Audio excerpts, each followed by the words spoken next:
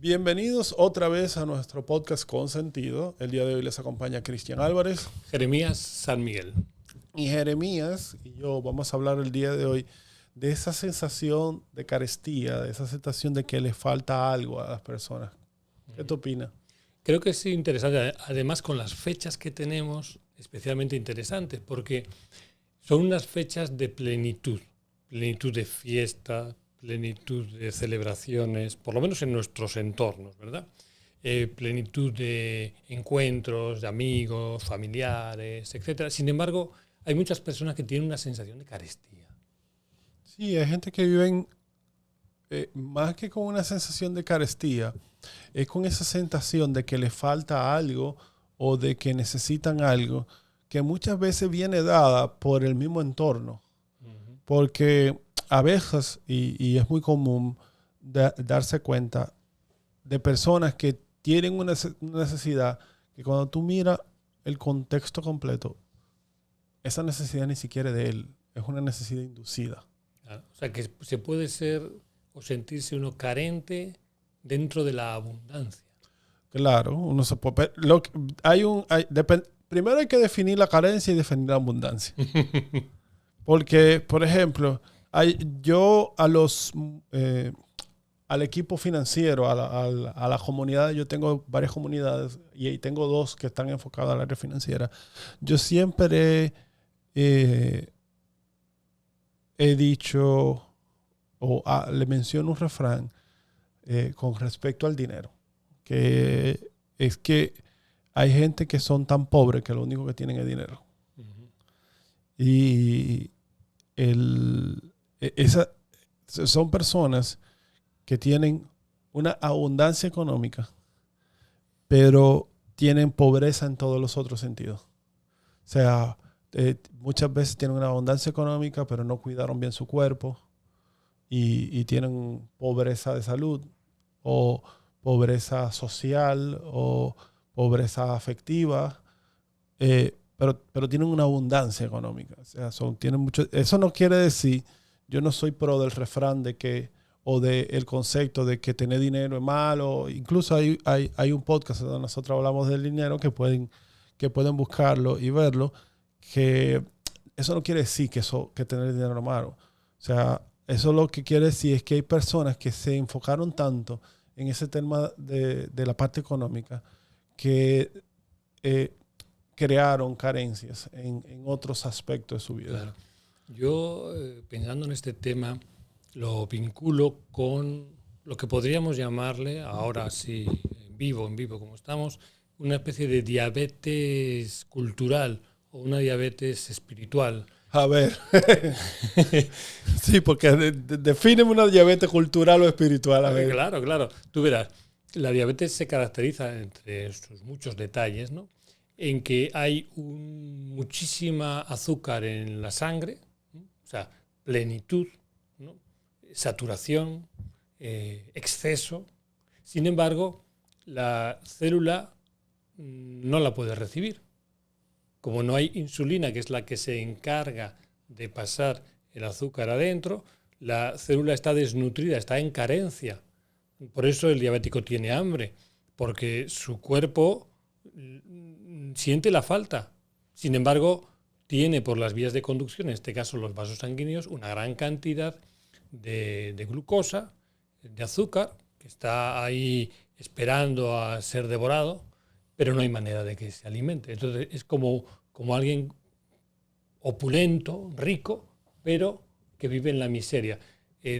Seguramente que tú has visto o has oído de estas historias en las que hay alguien que es millonario pero vive de mendigo. Está pasando muchísima dificultad, no tiene para lo necesario, está caño con su salud, con sus personas próximas, pero está nadando en millones. Algo así, ¿no? Algo así. Vivimos en una cultura en la que esa saturación de todo, tenemos más medios de comunicación que nunca, pero la comunicación no es mejor. Más bien, en muchos sentidos, es incluso más deficitaria, ¿no?, a nivel personal. Sí. Tenemos capacidad, por ejemplo, si antes uno podía comprar un libro cada ciertos años o cada ciertos meses, depende de su posición, Ahora tú puedes tener descargados de repente 1000 libros. Pero no leemos. Pero no se lee, ¿no? Estamos generalizando, obviamente, porque hay de todo, pero las tendencias globales van como un poquito en ese sentido. Tenemos más libertad que nunca, según dicen los eslóganes, pero realmente somos más libres que nunca. Y ahora mismo, en muchos aspectos de la vida, tenemos más abundancia y tenemos más carencia. El ser humano actualmente anda con un vacío que se la pasa llenándolo o tratando de llenar con ruido porque no sabe, ni siquiera entiende ese vacío. O sea, por ejemplo, andamos tan vacío de un objetivo de vida o una visión de vida que como nos tenemos miedo de ver ese vacío, de entender ese vacío, lo que hacemos es que lo llenamos con ruido de fiesta, de alcohol, de entretenimiento, porque nos aterra enfrentar ese vacío. Y viéndolo así, eso cada vez se está popularizando más. Sin embargo, cuando tú llenas ese vacío con ruido, como expliqué ahorita, con cosas muy superfluas, al final, una vez pasa ese ruido, el vacío se hace más grande. De hecho, se siente más. De hecho, fíjate qué curioso, ¿no? Hay personas que son ricas, hiperricas, más que hiperricas, pero necesitan tener más, andan buscando más, se sienten como carentes. Y también tenemos en el otro extremo, si queremos, personas que se dedican a robar, a coger lo que no es suyo. Pero cuando tú observas, hace un tiempo la persona que robaba era para tener una cantidad X de algo, de lo que fuera, ¿no? Va pasando el tiempo y la misma persona que roba, lo que tiene es aquello por lo que antes robaba. Uh-huh. Entonces, ahora ya lo tiene. Pero como que cada vez necesita más. Si antes robaba para tener un teléfono, ahora ya tiene uno o dos, o más si los ha tomado que no son suyos, pero necesita seguir. Es como si nos preguntásemos qué es lo que realmente anda uno buscando, porque por esa vía no tiene fin. Nunca se acaba, ¿no? Sí, es precisamente lo que yo trataba de comentarte ahorita, de que nos estamos viendo en una época donde prácticamente existe un vacío existencial casi generalizado. Y la oferta que tenemos para llenarlo realmente no lo llena. O sea, si ese vacío existencial no se llena con lo que vemos en las redes sociales, no se llena con lo que vemos en la disco, ni siquiera se llena con lo que vemos en nuestro círculo cercano, porque todo el mundo está en lo mismo. Uh-huh. Y eso te genera una carencia permanente, que con lo primero que te llega a la mano, tú vas a querer llenarlo. O sea, si lo primero que yo tengo a la mano es a fiesta y alcohol, yo voy a querer llenarlo ahí. Claro. Pero cuando se termina el alcohol, lo que me queda es una resaca. Y ese vacío existencial se pone más grande. Quizá el punto clave está en que hemos dado por hecho que hay que estar llenos, que hay que llenar el vacío, que tiene que haber una plenitud. Como hemos dado por hecho ese argumento, todo lo que se salga de ahí va a generar una ansiedad, una desesperación, una insatisfacción, porque tiene que estar lleno, porque hemos dado por bueno en nuestra cultura de que la llenura es virtud, es éxito, es triunfo. Sin embargo, si observamos un poquito lo que podemos ver de nuestro universo, sin irnos más lejos, porque no tenemos mucha capacidad para irnos, ¿no? Está vacío. O sea, sí, hay unas piedras en forma de planetas, hay unas estrellas, pero la mayor parte del espacio es vacío. Y si nos vamos al extremo opuesto, que viene a ser el de los átomos, los átomos antes se pensaba que era un núcleo con unas partículas y se pintaban bien grandes, porque si no, en el cuaderno, cuando estábamos estudiando de niños o adolescentes, pues no lo veías. Ahora se habla de que hay una nube de electrones que están separados a unas distancias que proporcionalmente serían mayores que las que hay en el universo. Y, caramba, entonces realmente lo que nosotros somos es fundamentalmente Vacío. vacío, ¿no? Nuestro aparato digestivo, su virtud es estar vacío. Nuestro sistema sanguíneo, la virtud es que se vacíe y se llene, se vacíe y se llene y se mueva. Sí, pero ahí es que yo veo como el punto de meditación. Es que el vacío tiene un objetivo, la plenitud tiene un objetivo. O sea, no puede haber uno sin el otro. Para tú poder recibir, tú tienes que estar vacío. Entonces, el problema es que, o lo que yo veo que está generando situación, es precisamente cuando nosotros contemplamos ese vacío y no lo entendemos. No entendemos que ese vacío tiene como objetivo despertarnos el sentido de búsqueda de esa misión de vida con el cual nosotros lo vamos a llenar. Claro. Quizá tendríamos que reconciliarnos con ese vacío, reconciliarnos con esa carestía, con esa ausencia y empezar a aceptar que hay momentos en los que no tengo por qué estar pensando nada, que hay momentos en los que podemos estar juntos sin tener que hablar de nada, que hay conversaciones que no tienen por qué llevarnos a ninguna conclusión célebre y a extraer un máximo aprendizaje. O sea, hay momentos de vacío que puedo comer un poco menos o no comer en ese momento. No siempre tiene que estar lleno. Hay una idolatría hacia la plenitud y cuando todo se va hacia un extremo, el otro extremo se queda desatendido y sobre todo genera ansiedad. La travesura del vacío quizás sea que permite que aparezca todo. Si yo entro en vacío, no sé qué es lo que va a aparecer en mi cabeza. Y eso genera incertidumbre. Como somos adictos a las zonas de confort. Y sí, precisamente lo que nosotros, cuando menciono al principio de que una de las situaciones que provoca que nosotros tratemos de llenar de ruido ese vacío es cuando nosotros nos enfrentamos al vacío que no lo entendemos, no sabemos cuál es el propósito, lo que me llena de ansiedad, porque lo que socialmente aceptado es que todo está en plenitud, vamos a llenarlo. Y como no sé cómo llenarlo, o no me dedico a contemplar que tal vez está vacío por un propósito y debo de contemplar y asumir ese vacío como parte de mí, me invade la ansiedad para tratar de llenarlo con lo primero que encuentre. Y lo primero que yo voy a encontrar normalmente es basura. O sea, lo voy a llenar de ruido, lo voy a llenar de relaciones sexuales, lo voy a llenar de fiesta, lo voy a llenar de alcohol, lo voy a llenar de drogas, de lo que sea. Claro.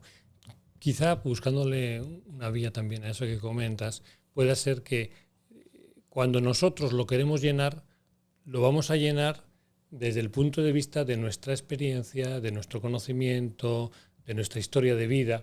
Y eso es importante, no cabe duda, y hay que tenerlo en cuenta, no cabe duda, pero comparado con la parte en la que nosotros estamos en ese vacío universo, el criterio que nosotros podemos tener es muy pequeño. Quizá si aprendiéramos a contemplar de qué nos llena la vida, qué nos va ofreciendo la vida, qué nos va regalando, qué oportunidades, sobre todo qué oportunidades de realizarnos vamos teniendo en cuenta, podemos dejar más que llenarlo nosotros, porque es como un protagonismo muy deificante, ¿no? Muy de convertirse en Dios y en controlador. La filosofía del héroe. Claro. Sí, yo tengo que ser el héroe, yo tengo que ser el que haga.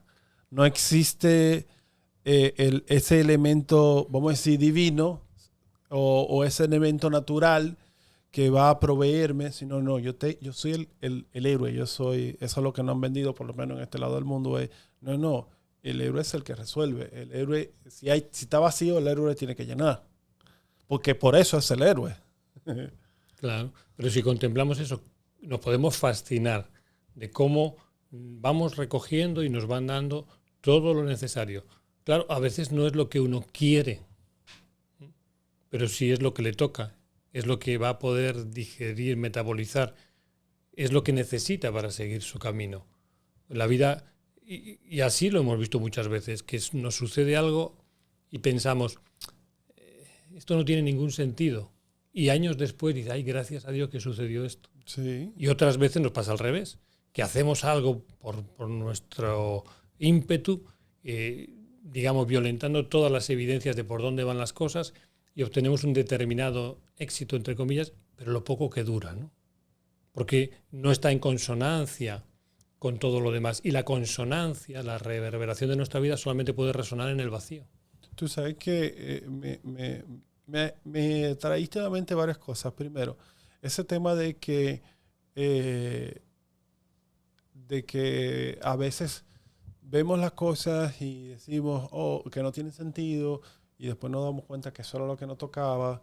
Me acordó el tema de la anécdota de Jonás. Jonás fue el que se lo tragó una ballena, que él quería, y creo que era Nínive, que tenía que ir, algo así, y él se montó en una yola y se fue para otro lado, se lo tragó una ballena, pasó muchísimo trabajo, y ese fue como el proceso donde él aprendió que su camino era ir a Nínive. Al final fue. O sea, claro. Véanlo en la Biblia, es una anécdota, un pasaje o una parte de la Biblia que se lo cuentan mucho a los niños cuando están en la escuela dominical. Y lo otro que me acuerdo es que cuando yo doy clases del tema de negocios, finanzas, inversiones, yo siempre a los estudiantes les menciono de que uno de los problemas que tenemos nosotros cuando empezamos a hacer negocios es que no entendemos el concepto de que el mercado es cíclico o los negocios son cíclicos. Y porque creemos que es que cíclico es que vamos a estar dando vueltas, que a veces va... No. Es que, por ejemplo, en todo mercado de inversión, en todo mercado financiero, para que exista un momento de plenitud o un alza, primero tiene que haber una baja estrepitosa, porque tiene que vaciarse para llenarse. Tiene que haber ese equilibrio. El mercado tiene que primero generar ese vacío para después entonces llenarlo. Claro. Fíjate que en la medicina china, cuando se habla del yin y del yang, ¿no? Como esas dos fuerzas o dos expresiones del chi realmente, dos expresiones de la vida que van a fluctuar entre, digamos, un vacío y una plenitud, para entendernos, nunca es absolutamente extremo. Es decir, siempre tiene que haber algo del otro. Uh-huh. No hay una absoluta plenitud, no hay un absoluto vacío. Siempre puede haber un momento de transición y enseguida comienza a crecer el vacío o la plenitud dentro del otro. Eso es muy interesante porque cuando nosotros vemos la plenitud nos parece bueno en nuestra cultura, cuando vemos el vacío nos parece malo. Eso es uno de los problemas, que era lo que tú mencionabas ahorita, que nosotros entendemos que el éxito o lo bueno es estar en plenitud. El vacío, en mi experiencia, el vacío es lo que te enseña. Claro. Y en la medida en que puedes fluir entre ambos, pero que la barca sigue navegando, encuentras el arte de vivir en esa medida. Y cuando vemos que hay un vacío grande, podemos decir, ay, esta persona está enferma. Sin embargo, si vemos una plenitud, qué bien está, pero qué animado, cuánto se ríe, cuánto jolgorio, cuánto tiene. Sin embargo, siempre nos advierte la medicina china, cuando hay demasiada plenitud, es porque hay un vacío. Entonces, más que el vacío, la carestía, la deficiencia, no siempre se expresa como deficiencia. A veces se expresa como plenitud. Y vemos un niño que es muy movido y un poco impertinente, algo violento, lo vemos como un poquito exagerado. Podemos ver que tiene una plenitud de algo y tratar de frenarlo. O podemos preguntarnos, ¿dónde está el vacío? ¿Dónde reclama? Si vemos a alguien que tiene demasiado de lo que sea, incluido el dinero, ¿dónde está el vacío? Porque no puede existir, tiene que haber una fluctuación en un biosistema como en el que estamos nosotros. No puede irse hacia un extremo todo. Tiene que haber una deficiencia y un vacío. No, o si se va para un extremo, va a tender a irse para el otro. O sea, si por ejemplo, lo que tú mencionabas, si tú tienes un niño que tú lo ves con una plenitud, mucho movimiento, y que no está quieto, inquieto, es probable que eso lo hemos visto en muchas ocasiones, que el niño tenga un vacío de atención, un vacío de afecto de parte de uno de los padres o de los dos. Entonces, tiene que irse a ese momento y en ese momento encontrar o llenar lo que le falta para encontrar ese punto donde se sienta, vamos a decir que, o disfrute tanto de su momento de plenitud como de su momento de vacío. Claro. Pero es lo que tú mencionabas ahorita. O sea, nosotros culturalmente el vacío lo vemos como un fracaso y la plenitud lo vemos como un éxito. Pero si nos vamos, por ejemplo, a un tema emocional o un tema de comportamiento, los ataques cardíacos dan en plenitud. La mayoría dan en plenitud. Tú no ves, es muy raro tú ves una persona que le da un ataque cardíaco con depresión. En depresión le dan otra cosa. O sea que sí tiene su problema de lado y lado. Claro. En definitiva, podríamos decir que realmente somos seres carentes y es nuestra naturaleza. Tenemos que reconciliarnos con eso porque necesitamos de los demás, necesitamos de la creación entera, de la vida, de todos los seres vivientes que existen, y eso nos va a permitir, en esa carencia, irnos nutriendo, irnos rehaciendo, irnos reconvirtiendo y transitar por momentos de un poquito más, un poquito menos, pero poder desarrollarnos y desarrollar nuestro sentido. No somos seres de plenitud, ni somos seres de carencia absoluta tampoco, pero globalmente hablando podríamos decir que sí, tenemos que tener la humildad de saber que necesitamos y que además tenemos el privilegio de que se nos da a casi todos. Por no decir que a todos, ¿no? A todos. A algunos se los secuestran los de al lado, eso sí es cierto, pero todos tenemos básicamente lo que necesitamos para vivir. Bueno, y con ese mensaje final concluimos el día de hoy. Nos pueden escribir, suscribirse al canal, darle a la campanita para que te llegue la notificación. Cualquier cosa que escriba aquí vamos a tratar de responderte. Sin más, se despide Cristian Álvarez. Jeremías San Miguel.